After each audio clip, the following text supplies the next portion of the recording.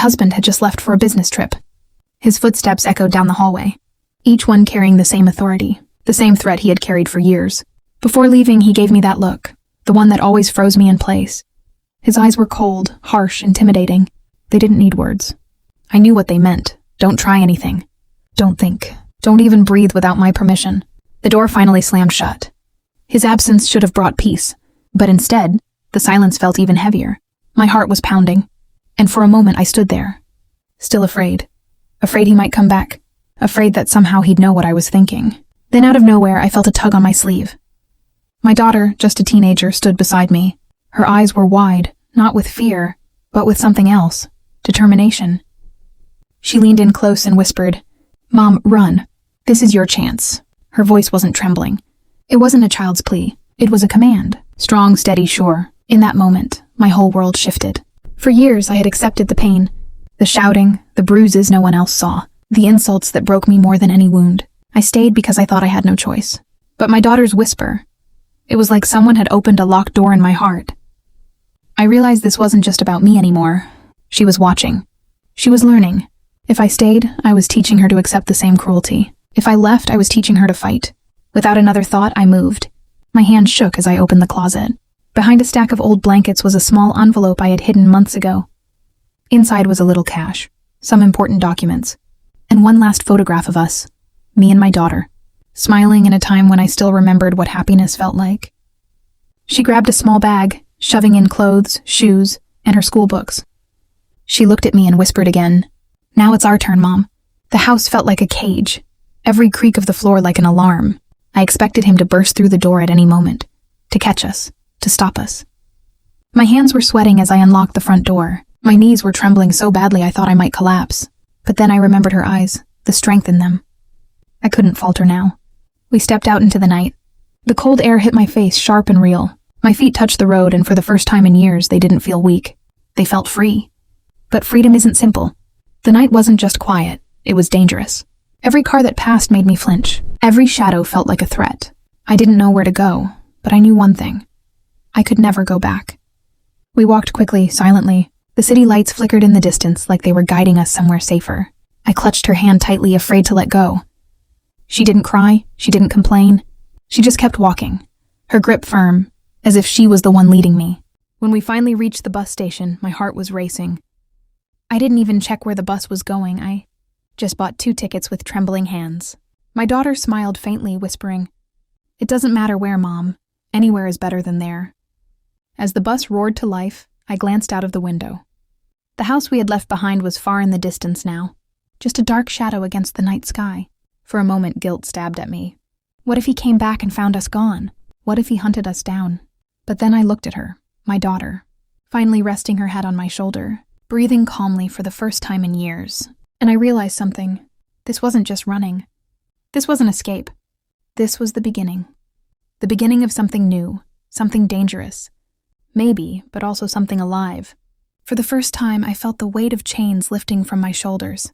The bus kept moving forward, and with every mile, the fear began to fade. Hope, fragile but real, started to grow in its place. I didn't know what the future held. I didn't know how hard it would be. But one thing was clear. Her whisper, "Mom, run," wasn't just about getting away. It was about starting over. It was about survival. It was about victory. And as I held her hand tighter, I made a silent promise to myself. I would never let anyone silence us again. The bus ride felt endless. My daughter leaned against me, her small frame exhausted but unbroken. I stroked her hair gently, my mind racing faster than the wheels on the road. I had left everything behind. My home, my belongings, my old life. But none of that mattered. What mattered was the fact that for the first time in years, I was breathing without fear. Still, fear had a way of creeping back. Every time the bus stopped, I expected to see him.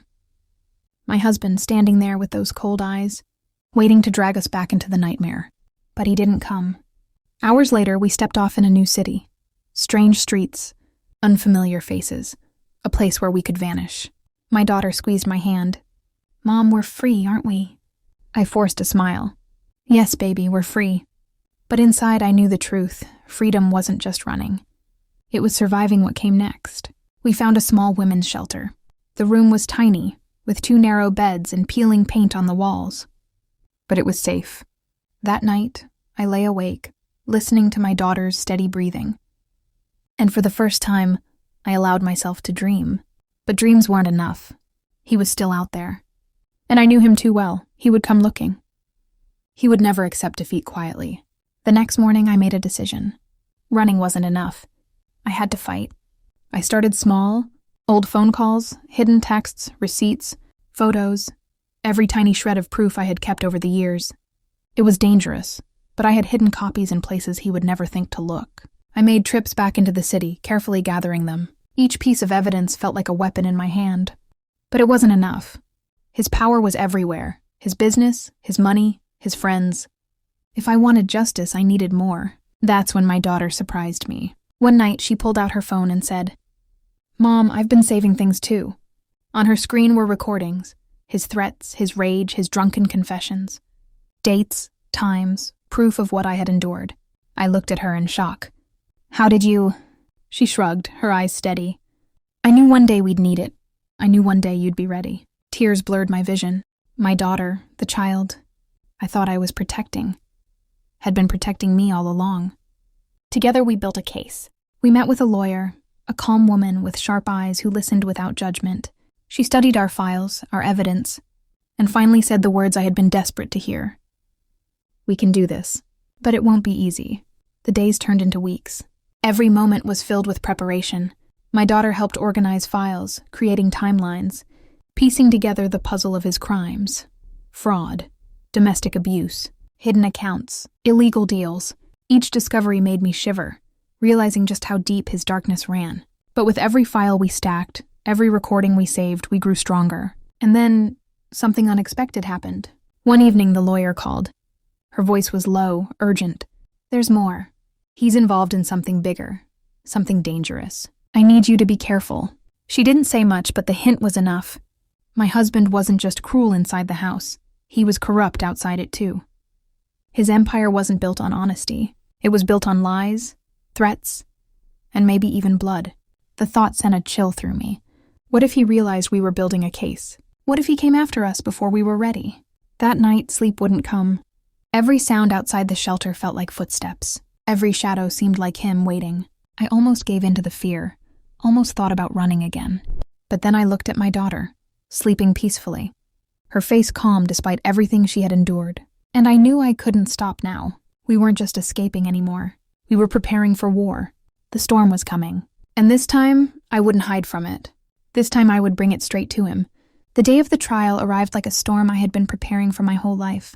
The courthouse loomed above us, tall and intimidating, but I wasn't afraid anymore. Not today.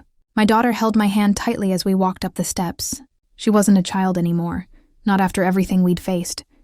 She was my anchor, my courage. Inside, the air was heavy, filled with whispers and eyes watching us. And then he entered, my husband. He looked the same, suit pressed, tie perfect, that same smirk he wore like a weapon. He walked as if he still owned everything in the room, as if nothing could touch him. When his eyes met mine, I saw the same coldness, the same arrogance. But beneath it, just for a second, I saw something else, a flicker doubt. The hearing began. His lawyers spoke first, their voices smooth, polished, full of lies. They painted him as a respected businessman, a loving husband, a man unfairly accused. I sat there, heart pounding but steady, because I knew the truth. And the truth was about to speak. Our lawyer stood calm but fierce. Piece by piece, she laid the evidence before the court. Bank statements, hidden accounts, fraudulent transactions. Every document cut into his image like a blade. His mask began to crack. He shifted uncomfortably in his chair, the smirk fading. But the real blow was yet to come. The recordings. His voice filled the courtroom, shouting, threatening, admitting things he thought no one would ever hear. Every cruel word he had ever spat now echoed through the chamber. People stared at him, not with respect, but with disgust. He tried to interrupt, shouting that it was fake, a setup. But the judge silenced him. The walls he had built around himself were crumbling, one by one.